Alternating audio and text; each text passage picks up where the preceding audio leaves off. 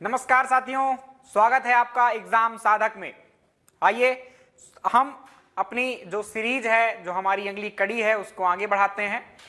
कौन सी कड़ी है, कौन सी सीरीज है, जो मेरे नए बच्चे हैं उनको यह बता देते हैं। मध्य प्रदेश लोक सेवा आयोग की प्रारंभिक परीक्षा जो है बहुत नजदीक है आपके। उसके पाठ्यक्रम को आप देखेंगे तो पहली जो इकाई है उसमें आपको मध्य प्रदेश के इतिहास से जुड़ी हुई कुछ बातें लिखी हुई हैं, जिसमें पहला बिंदु है आपका मध्य प्रदेश के इतिहास की प्रमुख घटनाएं एवं प्रमुख राजवंश, जिसको हम पीछे के लेक्चर्स में कंप्लीट कर चुके हैं। जिन्होंने नहीं देखा उनको भी देखिए। दूसरी बात है मध्य प्रदेश में जो स्वतंत्रता आंदोलन है या स्वतंत्रता आंदोलन में मध्य प्रदेश का योगदान, एग्जैक्टली ऐसा वर्ड लिखा हुआ है, वो हम कंप्लीट कर रहे हैं। इसका भी एक हिस्सा जो है वो मैंने पढ़ा दिया है पिछले लेक्चर में, आपको उसको देखना होगा। हम जो स्वतंत्रता आंदोलन है उसको दो भागों में कंप्लीट कर रहे हैं। दो भागों में कैसे? तो एक कुछ विद्रोह हुए थे जो कि बहुत पुराने थे, 1857 की क्रांति के पहले के विद्रोह और स्वयं 1857 की क्रांति, यहां तक हमने पहले चरण में रखा है इन स्वतंत्रता आंदोलन के विद्रोहों को। उसके बाद की जो स्वतंत्रता आंदोलन से संबंधित घटनाएं हैं उसको हमने द्वितीय चरण में रखा है। क्लियर? तो दो भागों में डिवाइड किया हुआ है मैंने। स्वतंत्रता आंदोलन में जो पहला चरण था उसमें हमने क्या क्या पढ़ा है तो आपको बता दूं मैं, पीछे के लेक्चर आप देखिएगा। उसमें हमने जो चैन सिंह जी हैं, कुंवर चैन सिंह जी जो हैं, नरसिंहगढ़ रियासत के शासक थे, उनका जो विद्रोह था अंग्रेजों के खिलाफ 1818 से 1824 के बीच का विद्रोह था, उसको हमने कवर किया था। बुंदेला विद्रोह था 1842 का आपके नर्मदा सागर क्षेत्र में, वो कवर किया था।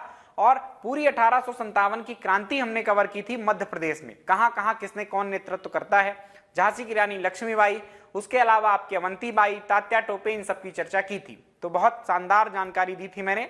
आशा करता हूं आपने वो वीडियो देख लिया होगा, जिन्होंने नहीं देखा तो अवश्य देखिए। आइए आज हम क्या पढ़ने वाले हैं ये जान लेते हैं। आज हम स्वतंत्रता संग्राम आंदोलन का जो द्वितीय चरण है उसको कंप्लीट करने वाले हैं। द्वितीय चरण में कौन सी घटनाएं होंगी जो 1857 की क्रांति के पश्चात घटित हुई थी, जैसे क्या क्या जो राष्ट्रीय स्तर की कुछ घटनाएं थी, जैसे कि आपके देश में विभिन्न जो बैठकें हो रही थी कांग्रेस की। कांग्रेस का गठन 1885 ईस्वी में हो चुका था। कांग्रेस बहुत सारी बैठकें करती थी, लगभग हर वर्ष ही बैठक होती थी उसकी अलग अलग स्थानों में। उसमें कुछ बैठकें हमारे मध्य प्रदेश में हुई, उनको देखना है ना। ये सब कोई विद्रोह नहीं है, ये बस स्वतंत्रता आंदोलन में जो घटनाएं घट नहीं थी हमारे देश में, मध्य प्रदेश से कौन सी जुड़ी थी वो हम देख रहे हैं, है ना। फिर कुछ मध्य प्रदेश की निजी घटनाएं थी, जैसे कि जंगल सत्याग्रह मध्य प्रदेश में हुआ, जैसे कि कसाई खाना आंदोलन मध्य प्रदेश से सीधा जुड़ा हुआ है, चरण पादुका नरसंहार, पंजाब मेल हत्याकांड, ये कुछ मध्य प्रदेश की स्थानीय घटनाएं थी स्वतंत्रता आंदोलन के संदर्भ में। क्लियर? तो कुछ राष्ट्रीय और कुछ स्थानीय घटनाओं को मिला जुला कर जो भी डेट्स अपनी क्रम से आती जाएंगी, उन घटनाओं को हमें आज देखना है। तो आइए एक एक करके सभी घटनाओं को शुरू कर रहे हैं। पहली घटना आपके सामने आ रही है जो कि है कांग्रेस का अधिवेशन। कांग्रेस, इंडियन नेशनल कांग्रेस, है ना, INC भी इसको कहते हैं। आज तक यह पार्टी बनी हुई है। भाजपा सरकार वर्तमान में केंद्र में है और आपके प्रदेश में है, और उसका मोटो है कि कांग्रेस हटाना है देश से। ठीक, गांधी जी ने पहले ही कहा था आजादी के बाद कि कांग्रेस का विघटन हो जाना चाहिए, लेकिन कुछ लोगों ने नहीं किया और सत्ता के शायद भूखे रहे हों या नहीं रहे हों, वो इतिहासकार जानेंगे, बताएंगे, आपको उनको अलग से पढ़ना होगा। तो कांग्रेस का विघटन अब तो कम से कम आपको दिखाई दे रहा है। शायद दूसरी सरकारें या दूसरी पार्टियां गलत काम करने लगें और फिर से वापस से मौका मिल जाए आपके कांग्रेस को। चलिए, वो राजनीतिक बातें हैं, उसको हम छोड़ते हैं, हम अपनी घटनाओं पर आ जाते हैं। मध्य प्रदेश की पहली घटना आपके सामने है, कांग्रेस का प्रथम अधिवेशन मध्य प्रदेश में कब हुआ था? 1891 में हुआ था। तो ये किस मध्य प्रदेश की मैं बात कर रहा हूं, यह भी इंपॉर्टेंट है यहां पर। ये जो पहले का मध्य प्रदेश है आपका, पहले का कौन सा मध्य प्रदेश था सर जी? तो पहले ये 1851 के काल में आपको पता होगा कि यहां पर आपके होलकर राजवंश का शासन था इंदौर में, ग्वालियर में आपके सिंधियाओं का शासन था, भोपाल में नवाबों का शासन था। तो शेष जो बाग बच रहा था, है ना, इन पे तो अंग्रेजों का सीधा नियंत्रण था, लेकिन ये शासन कर रहे थे। तो यहां कोई अलग से राज्य नहीं बना हुआ था। लेकिन जो नागपुर के भोसले शासक थे, है ना, नागपुर को केंद्र बनाकर भोसले शासकों का शासन था, उनके एक रघुजी तृतीय नाम के भोसले शासक थे। उनकी मृत्यु के बाद कोई वैध उत्तराधिकारी नहीं था, तो अंग्रेजों ने क्या किया, नागपुर और उसके आसपास के क्षेत्रों पर कब्जा कर लिया और 1861 के आसपास जो है तो इसको प्रांत बना लिया, है ना, जो पूरा क्षेत्र था आपका, कौन सा क्षेत्र था, तो एक नक्शे के द्वारा मैं आपको दिखाने का प्रयास करूं तो ज्यादा समझ में आएगा। छोटा सा नक्शा बना लेते हैं अपन। ये तो हमारा पहले आज का मध्य प्रदेश बना देता हूं, राइट। ये आज का मध्य प्रदेश है आपका कहीं ना कहीं, ठीक। इसमें और क्या एक्स्ट्रा था, पहले तो ये छत्तीसगढ़ भी था हमारा, और इसके अलावा ये वाला जो दक्षिण मतलब महाराष्ट्र के जो कुछ जिले थे, जैसे कि नागपुर था, बुल्ढाना था, यवतमाल था, चंद्रपुर आज का जिसे चांदा कहते थे उस टाइम पर, भंडारा था, ये सारे जिले जो थे वो सब मध्य प्रदेश में शामिल थे। और यहां पर क्या था, इस तरह से ये कुछ जो पूरा हिस्सा आपको दिखाई दे रहा है बड़ा सा, ये जो बड़ा सा हिस्सा दिखाई दे रहा है, यहां पर अंग्रेजों का सीधा शासन स्थापित हो चुका था, क्लियर। जिसकी राजधानी यहां स्थित एक नागपुर है वो हुआ करती थी। यहां पर आपके किसका शासन था, यहां पर आपके होलकरों का, यहां आपके सिंधिया का, यहां आपकी बुंदेल रियासत शासन कर रही थी, यहां आपकी बघेल रियासत शासन कर रही थी। शेष जो नीचे का भाग था वहां पर शासन कर रहे थे अंग्रेज प्रत्यक्ष रूप से, ठीक। मतलब ये अंग्रेजों का एक प्रांत बन चुका था, ब्रिटिश प्रांत बन गया था, ठीक। हमारे देश में दो तरह से शासन संचालन हो रहा था इस टाइम पर। कुछ अंग्रेज सीधे नियंत्रण में लेकर शासन कर रहे थे कुछ क्षेत्रों को, जिन्हें हम ब्रिटिश प्रांत कहते थे। कुछ पर देसी रियासतों का अधिकार था, थे तो अंग्रेजों के ही अधीन लेकिन वो स्वयं शासन करते थे। और कुछ चीफ कमिश्नरी क्षेत्र हुआ करते थे, जैसे आज आपके केंद्र शासित प्रदेश हैं, उसी रूप में छोटे कुछ क्षेत्र हुआ करते थे, जहां पर कोई गवर्नर या लेफ्टिनेंट गवर्नर नहीं नियुक्त होता था, वहां पर एक चीफ कमिश्नर नियुक्त किया जाता था, क्लियर। तो ऐसे आपके यहाँ शासन संचालन होता था। तो ये वाला जो रीजन था नागपुर का था, ये पृष्ठभूमि थी, ये हमारा पुराना मध्य प्रदेश ही था। आपसे कभी पूछा जाए कि पुराने मध्य प्रदेश की राजधानी क्या थी, तो नागपुर थी, ये याद रखना, ठीक। तो नागपुर में 1851 में क्या होता है, अधिवेशन होता है, कांग्रेस का राष्ट्रीय अधिवेशन, ये इंपॉर्टेंट है। और इस अधिवेशन के अध्यक्ष कौन थे, तो पी आनंद चार्लू, इंपॉर्टेंट है क्योंकि एमपी में हुआ है। और इसमें एक इंपॉर्टेंट बात है कि इंडियन नेशनल कांग्रेस, भारतीय राष्ट्रीय कांग्रेस का नाम इसमें क्या रखा गया था, राष्ट्रीयता रखा गया था, ये इंपॉर्टेंट बात है। चलिए, तो ये एक घटना हुई। अगली घटना की ओर चलें हम। अगली घटना थी हमारी 1919 में आ गए हैं हम, क्योंकि बीच में कोई महत्व की घटनाएं नहीं घटी आपके प्रदेश में। 1919 में घटित होती है एक घटना जिसको हम कहते हैं खिलाफत आंदोलन। ये प्रदेश स्तर की नहीं है, ये राष्ट्रीय स्तर की घटना थी। खलीफा एक पद हुआ करता था जो कि तुर्की में रहते थे, है ना। इस्लाम का बहुत बड़ा एक पद है, इस्लाम धर्म से रिलेटेड। खलीफा इस्लाम धर्म के सबसे बड़े धर्म गुरु थे, ऐसा आप कहिए, ठीक। तो खलीफाओं का सम्मान अंग्रेजों ने नहीं किया और खलीफा पद भी आगे चल के समाप्त हो गया 1924 में आकर। तो उसके पहले क्योंकि उन्होंने क्या कर रखा था, बहुत बेकार स्थिति कर रखी थी तुर्की में। जबकि प्रथम जो विश्व युद्ध हुआ था उसके बाद अंग्रेजों ने कहा था कि हम सबका सम्मान करेंगे और कुछ अच्छा ही करेंगे तुर्की वगैरह क्षेत्र में भी, लेकिन उन्होंने वैसा कुछ नहीं किया। तो भारत में जो मुसलमान थे उन्होंने उनके सम्मान को लेकर अंग्रेजों के खिलाफ विद्रोह किया और उसी विद्रोह का नाम था भारत में खिलाफत आंदोलन, है ना। खलीफा खिलाफत आपको कुछ कुछ समझ में आ रहा होगा। गांधी जी ने भी इसका सपोर्ट किया था। 1919 में हुआ। मध्य प्रदेश में किसने नेतृत्व किया था, तो ये नाम याद रखना है, जब्बार खान। और इसकी शुरुआत मध्य प्रदेश में हुई थी सिवनी से। ये दोनों इंपॉर्टेंट बातें हैं। इसी के साथ साथ अगला आंदोलन भी शुरू हो जाता है, असहयोग आंदोलन। असहयोग आंदोलन में शब्द है असहयोग।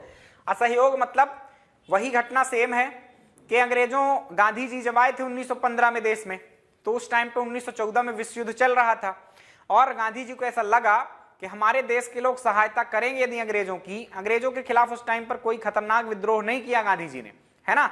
और कहा कि भाई तुम लोग सेना में भर्ती हो जाओ अंग्रेजों की और उनकी सहायता करो, है ना। इनको भर्ती करने वाला सार्जेंट भी कहा था कई लोगों ने। तो गांधी जी ने सपोर्ट किया इस आशा में कि आगे चल के अंग्रेज हमसे खुश हो जाएंगे और जब ये युद्ध खत्म हो जाएगा तो हमको डोमिनियन मतलब रिपब्लिक बना देंगे। डोमिनियन रिपब्लिक का मतलब कि अंततः शासन अंग्रेजों का ही रहेगा, लेकिन जो यहां पर भारत में शासन करने वाले लोग होंगे वो भारतीय हो जाएंगे, ठीक। तो ऐसा कुछ हुआ नहीं। अंग्रेजों ने और कुछ बुरी घटनाएं कर दी। 1919 में आपका रॉलेट एक्ट आया, उसके बाद आपका जलियांवाला बाग हत्याकांड हो गया। इससे गांधी जी बहुत नाराज हुए और उन्होंने 1920 में एक बड़ा आंदोलन खड़ा कर दिया जिसका नाम था असहयोग आंदोलन। इसमें क्या करना था, अंग्रेजों का सहयोग नहीं करना था। आपको क्या करना था, जो भी बड़े बड़े पदाधिकारी थे, जो भी भारतीय थे, गवर्नर की काउंसिल में या कहीं भी थे, वकील थे, वकालत करते थे, उन सबको ऐसा था कि तुमको इस्तीफा देना है, हमको अंग्रेजी कार्य में कोई काम ही नहीं करना है, राइट, असहयोग करना है और उनके काम में और बाधा पहुंचानी, आंदोलन वगैरह करके, हिंसा नहीं करनी है। ठीक, तो ये था असहयोग आंदोलन। 1 अगस्त 1920 से शुरू होता है। मध्य प्रदेश में इसके कौन थे नेतृत्वकर्ता, ये इंपॉर्टेंट है, एक फैक्ट इसका, जो कि प्रभाकर डुंडीराज नाम के व्यक्ति थे। बस इतना ही था मध्य प्रदेश में इसका संबंध। आगे चलते हैं, अगली घटना को उठाते हैं। अगली घटना है आपके मध्य प्रदेश से जुड़ी हुई, 1920 में ही घटित होती है। उस घटना का नाम है कसाई खाना आंदोलन। क्या नाम है? कसाई खाना आंदोलन। कसाई खाना क्या होता है पहले यह जान लीजिए। कसाई खाना जहां पर कुछ पशुओं को काटा जाए वह कहलाता है। गाय को काटा जाता है, भैंस को काटा जाता है, राइट। यहां पर क्या हुआ, अंग्रेज लोग मांस खाते ही थे, है ना, तो मांस को डिब्बा बंद करके, मतलब डिब्बे में पैक करके क्या निर्यात करने का प्लान बनाया था। उसके लिए कसाई खाना खोला जाना था। तो आइए फैक्टों की बात करते हैं, फैक्ट्स की बात करते हैं, फैक्टों की नहीं। फैक्ट्स में क्या है कि कहां खोला जाना था ये याद रखिएगा। तो सागर के रतौना ग्राम में, एक इंपॉर्टेंट बात, कसाई खाना कहां खोला जाना था? सागर के रतौना ग्राम में। क्या करने के लिए? गौ मांस के निर्यात के लिए, जिसमें लगभग 1400 गाय बैल कटने थे। इससे क्या हुआ, वहां के स्थानीय लोग नाराज हो गए, कितने सारे पशु हमारे काटे जाएंगे, जो कि लोगों के लिए पूजनीय थे। गौवंश तो कम से कम पूजनीय ही है। तो उसमें एक मुसलमान भाई, हमारे भाई अब्दुल गनी ने इसका विरोध शुरू कर दिया कि यहां पर ऐसा कुछ नहीं होना चाहिए, ठीक, हमारा आपसी सौहार्द बिगड़ जाएगा। तो भाई अब्दुल गनी ने इसका नेतृत्व शुरू किया, लेकिन इसकी खबर वहीं कहां रहते हुए, जबलपुर में रहते हुए, सागर के पास ही जबलपुर है, तो जबलपुर में रहते हुए आपके माखनलाल चतुर्वेदी जी को लगती है। उसी टाइम पर कर्मवीर नाम की पत्रिका के वो संपादक बने थे और उन्हें कर्मवीर पर हजारों लेख लिख डाले, है ना, राष्ट्रीय स्तर की एक पत्रिका थी और उस पत्रिका पर उन्हें हजारों लेख लिखे। इससे वो आंदोलन जो था वो राष्ट्रीय स्तर पर पहुंच गया और अंग्रेजों को यह निर्णय वापस लेना पड़ा सभी के विद्रोह के कारण। क्लियर? तो उसमें नेतृत्वकर्ता कभी पूछा जाए कि भाई कसाई खाना आंदोलन कब हुआ? 1920 में। कहां पर हुआ? तो सागर में।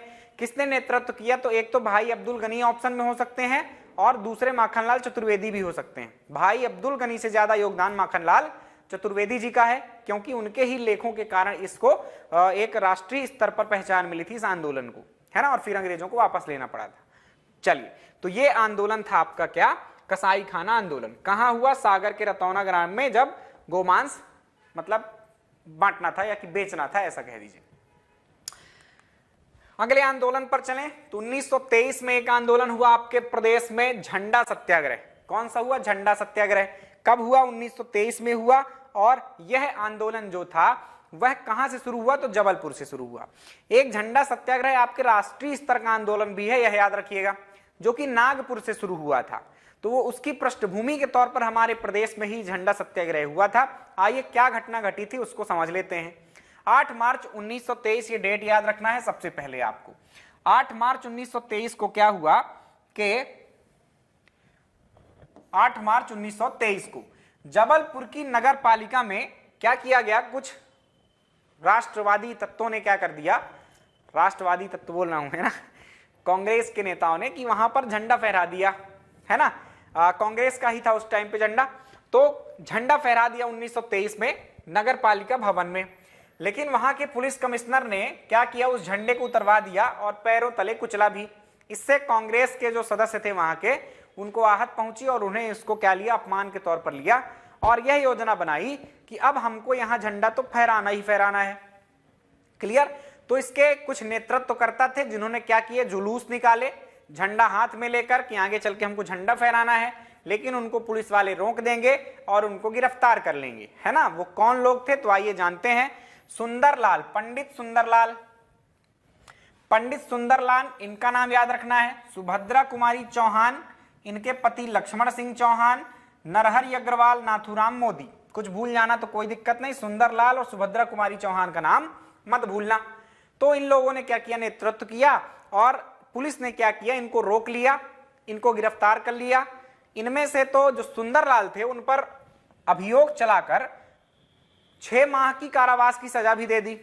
तो ये कुछ इंपॉर्टेंट बात है कि किसको झंडा सत्याग्रह के दौरान 6 माह का कारावास प्राप्त हुआ था, तो सुंदरलाल जी थे। सुभद्रा कुमारी चौहान वगैरह को बाद में छोड़ दिया गया था। ये एक्चुअली एक जत्था था, मतलब एक समूह था जो कि ऐसा करना चाह रहा था, लेकिन उसको पुलिस ने रोक लिया। लेकिन उन्हीं में से एक दूसरा जत्था दूसरी जगह से जाता है और आपके टाउन हॉल में, कहां पर, जबलपुर के टाउन हॉल में, जिसका वर्तमान नाम गांधी भवन है, उस टाइम पर इसका नाम विक्टोरिया टाउन हॉल था, इस पर जाकर झंडा फहरा दिया। किसने फहराया? तो प्रेमचंद का नाम याद रखना और सीताराम जाधव का। इन लोगों ने या इनकी टुकड़ी ने क्या किया? जाकर झंडा फहरा दिया। इस तरह से अंग्रेजों में और क्रोध आया, अंग्रेजों को बड़ा अपमान महसूस हुआ और इस एक नए विचार को, नया विचार ही था कि अंग्रेजों का विरोध हमको कैसे करना था, हम लड़ना नहीं चाह रहे थे, हम खुद ही, बस अंग्रेज हमसे परेशान रहे, जनता समूह में रहे, एकत्र रहे, एकता हमारी दिखनी चाहिए कि हम लोग इनका विरोध कर रहे हैं। तो एक अच्छा तरीका था। भारतीय राष्ट्रीय कांग्रेस को यह तरीका बड़ा पसंद आया और उसने आपके नागपुर से फिर प्रॉपर प्लान बनाकर 13 अप्रैल 1923 को नागपुर में झंडा सत्याग्रह प्रारंभ किया था। क्लियर? तो यह था जबलपुर झंडा सत्याग्रह, जिसकी प्रेरणा से नागपुर में राष्ट्रीय स्तर का झंडा सत्याग्रह किया जाता है। चलिए, तो आइए अब आगे बढ़ते हैं, अगली घटना की ओर चलते हैं। अगली घटना है हमारी 1930 की, नमक सत्याग्रह। नमक सत्याग्रह में क्या हुआ था? राष्ट्रीय स्तर पर अंग्रेजों ने कानून बनाया हुआ था नमक को लेकर, और यह कानून था कि कोई भी भारतीय नमक नहीं बना सकता है। क्या कानून था? कोई भी भारतीय नमक नहीं बना सकता है। तो ये बड़ी बुरी बात थी, क्योंकि हमारे बहुत सारे जो रजवाड़े थे, है ना, वो लोग नमक बनाया करते थे और बहुत सस्ते दामों पर हमको नमक उपलब्ध था। लेकिन अंग्रेजों ने जब से ये काम संभाला तो बहुत बड़ी मात्रा में हमको नमक खरीदना पड़ता था, जबकि उस टाइम पर पैसा बहुत कम होता था, है ना। एक निश्चित मात्रा कर दी थी ना कि तुमको इतना नमक खरीदना ही पड़ेगा, अनावश्यक जाता था, कौन खरीदना चाहेगा। तो इसका विरोध किया कि भाई भारतीय ही बनाएंगे नमक। गांधी जी ने नमक सत्याग्रह चालू किया। साबरमती आश्रम से गए थे वो पैदल दांडी तक, है ना, वहां तक गए थे और नमक बनाकर अपने हाथों से एक मुट्ठी उठाकर, बस कानून प्रतीकात्मक रूप से तोड़ना था, तो उन्होंने नमक बना लिया एक प्रकार से और उस कानून को तोड़ दिया। ठीक, ये एक विद्रोह का तरीका था, विरोध का तरीका था। तो उसी से प्रेरित होकर मध्य प्रदेश में भी कुछ लोगों ने ऐसा काम किया। लेकिन अब यहां मध्य प्रदेश में कहीं भी ऐसी कोई व्यवस्था, झील तालाब नहीं है जहां हम नमक बना पाएंगे। तो हमने प्रतीकात्मक रूप से कुछ विद्रोह किए। तो इस विद्रोह की शुरुआत हमारे मध्य प्रदेश में 6 अप्रैल 1930 को, याद रखना, मध्य प्रदेश के दो वीरों ने, एक तो सेठ गोविंद दास थे और एक पंडित द्वारिका प्रसाद मिश्र थे। प्रश्न आएगा, जबलपुर में नमक सत्याग्रह का नेतृत्व किसने किया? तो आप बताएंगे सेठ गोविंद दास और पंडित द्वारिका प्रसाद मिश्र। पंडित द्वारिका प्रसाद मिश्र आगे चल के आपके मध्य प्रदेश के मुख्यमंत्री बनेंगे। जबलपुर में हुआ था ये। और ये नमक सत्याग्रह जब हो रहा था तो कुछ जनजाति लोग भी इसको सपोर्ट करना चाह रहे थे, लेकिन अब यहां नमक तो बन नहीं रहा था, तो उन्होंने सरकार की अवहेलना करना था। कुल मिला के कोई भी कानून तोड़े, हमको तोड़ना है। सरकार ने वन अधिनियम लाया था 1927 में, जिसके तहत जंगल जो है तो वो सब सरकारी हो गए थे। पहले उसमें जो लोग वहां की जनजातियां थी उनका अधिकार रहा करता था, लेकिन अब क्या था, वो अधिकार समाप्त हो गया था कि जंगल अब आपका नहीं, सरकार का है, सरकार से बिना पूछे काटोगे नहीं। आज जैसे है आप जंगल काट नहीं सकते, है ना, सजा हो जाएगी आपको। तो वैसे ही उस टाइम पर वन अधिनियम आ गया 1927 में, और उसी के हिसाब से कुछ लोगों ने क्या किया, उन वनों को काटने का काम किया। सरकार या के जो भी वहां पे कमिश्नर रहेंगे वो गोलियां चलवाएंगे, कुछ लोग मारे जाएंगे। यही घटना होगी सेम सेम। लेकिन ये याद रखना है कि सत्याग्रह का क्या नाम दिया गया, जो नमक सत्याग्रह से प्रेरित होकर मध्य प्रदेश में चलाया गया, उसको हमने नाम दिया जंगल सत्याग्रह, क्योंकि इसमें क्या काटने थे, हमको जंगल काटने थे।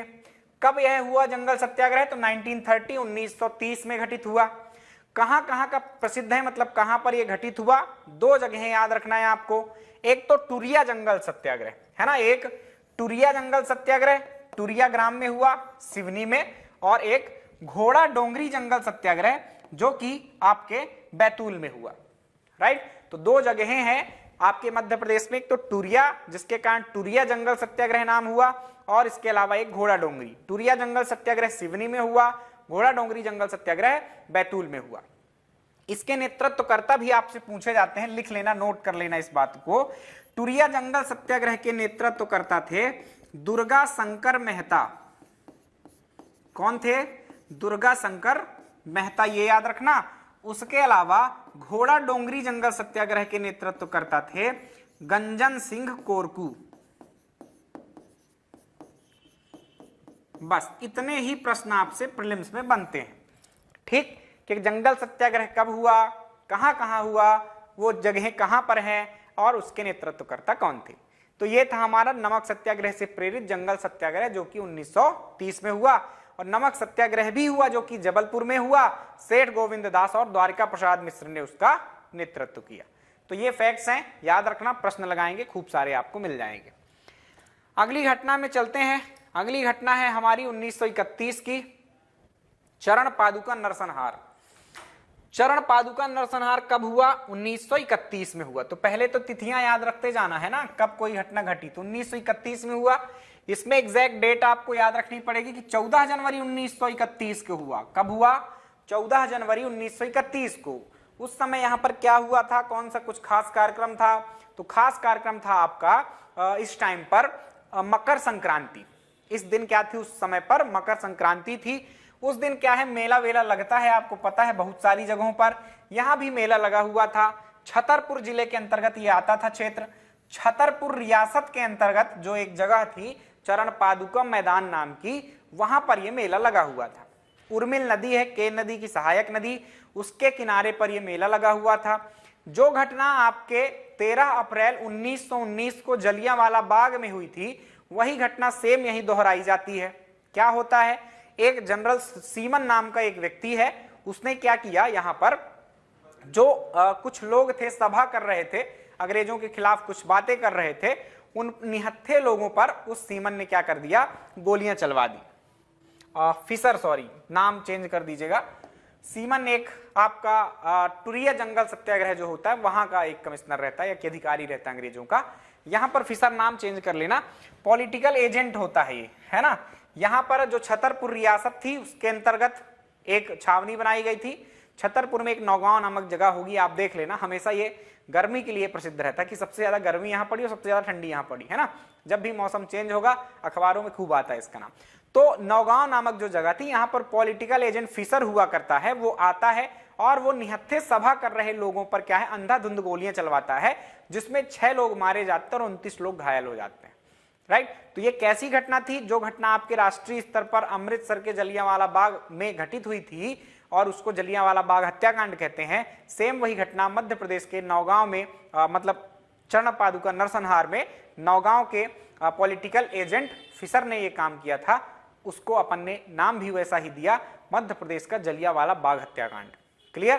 तो कभी पूछा जाए कि मध्य प्रदेश का जलियांवाला बाग हत्याकांड कब हुआ था, तो ये मतलब कब हुआ था या कि कहां हुआ था या कि किसे कहते हैं, कुछ भी पूछ सकता है। तो ये ध्यान रखना, 14 जनवरी आपके 1931 की घटना है। चरण पादुका मैदान में उर्मिल नदी के किनारे छतरपुर रियासत में घटना हुई थी। क्लियर? यहां से एमपीपीएससी ने प्रश्न पूछ रखा है। क्या प्रश्न आया था? यह प्रश्न आया था कि चरण पादुका नरसंहार किस जिले से संबंधित है, यानी कहां हुआ था। उसका पहले तो पीएससी ने माना था झाबुआ। पीएससी क्या करता था पहले, बहुत रोना रोना पड़ता था, 3 बार में उसकी आंसर की आ पाती थी। कमाई का जरिया होता था पीएससी के।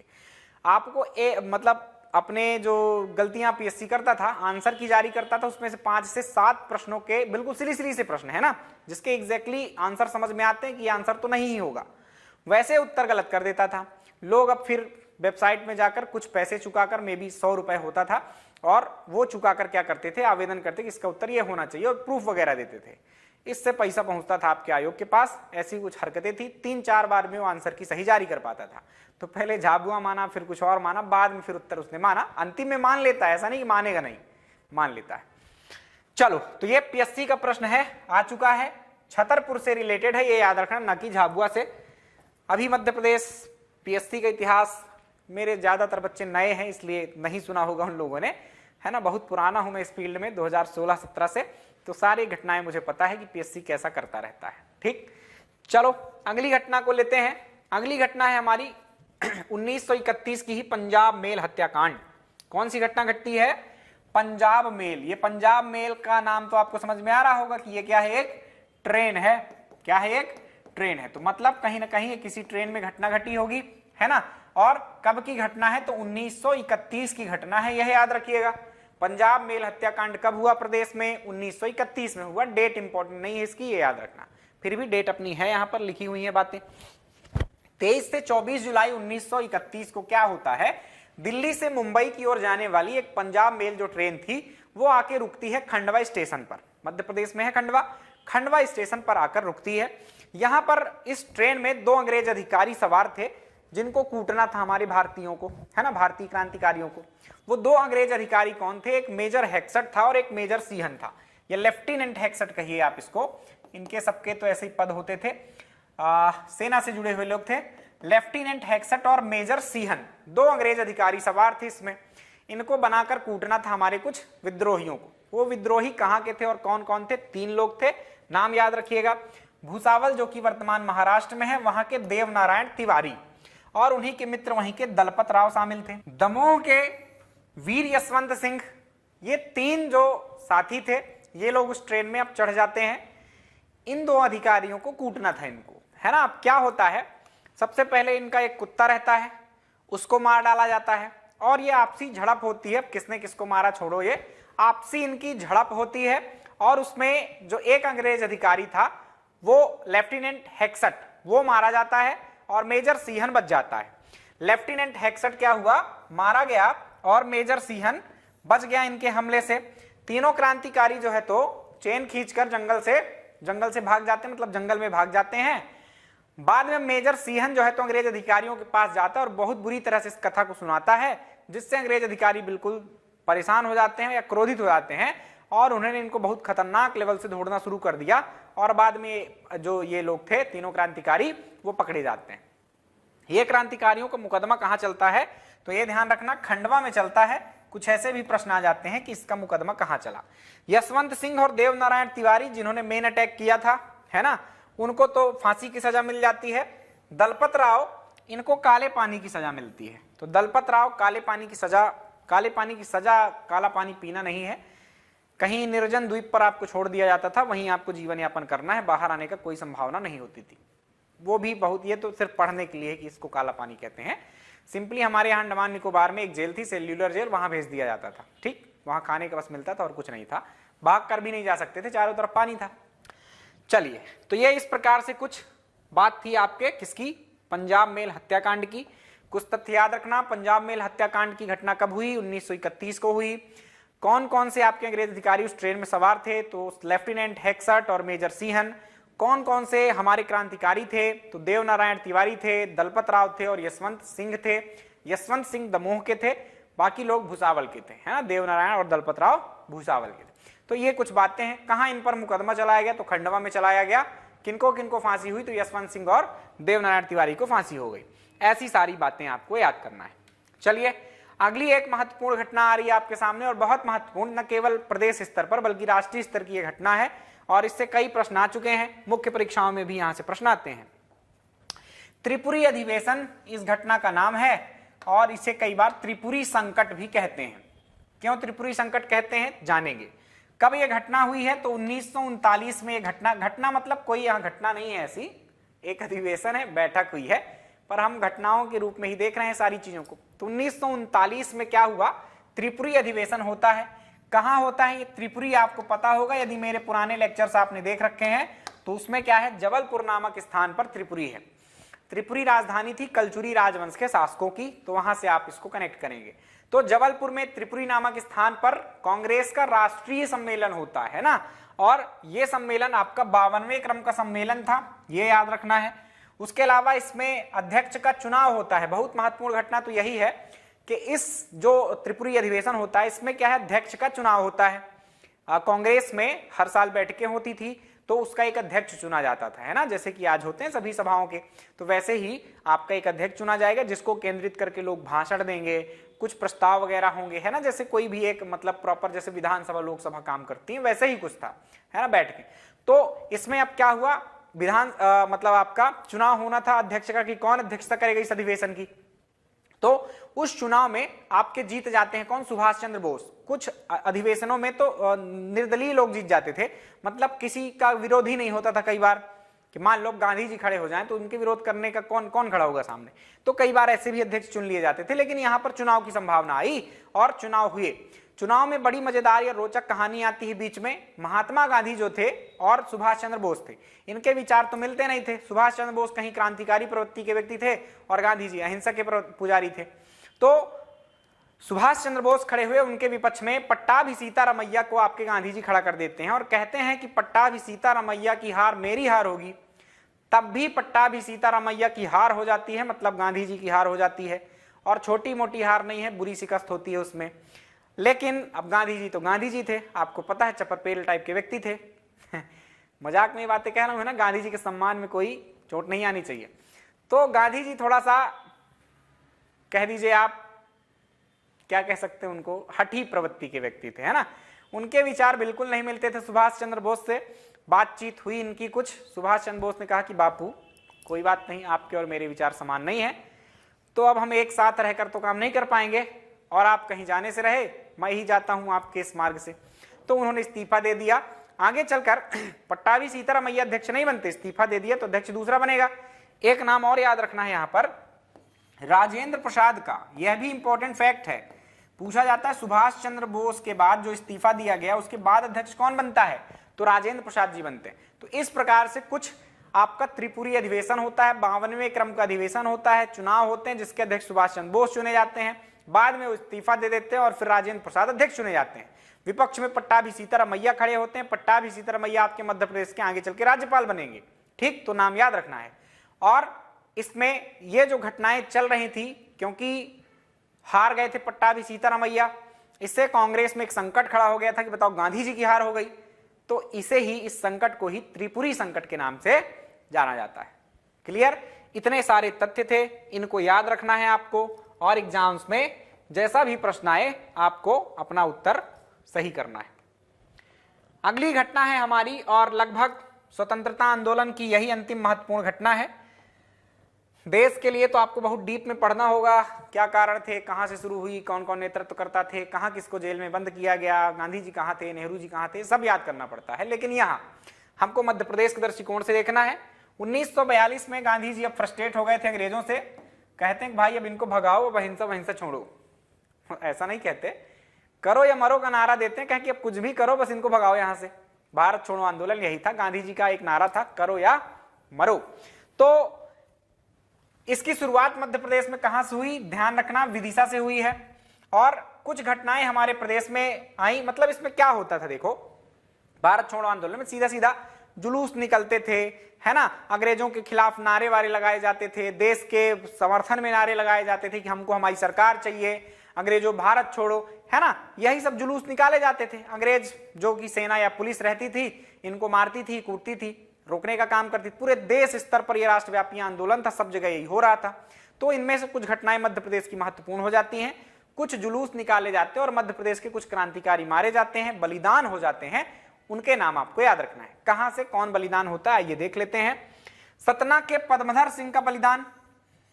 पद्मधर सिंह कहां के थे, सतना के थे। पहली बात, पद्मधर सिंह कहां, ये कॉलेज में पढ़ते थे इलाहाबाद में। इलाहाबाद में अपने विद्यार्थियों के साथ, है ना, स्टूडेंट यूनियन का मतलब अपना जो जुलूस निकल रहा था, उसमें आगे आगे सीना ताने, भारत छोड़ो अंग्रेजों, अंग्रेजों भारत छोड़ो, ऐसा कहते हुए जा रहे थे।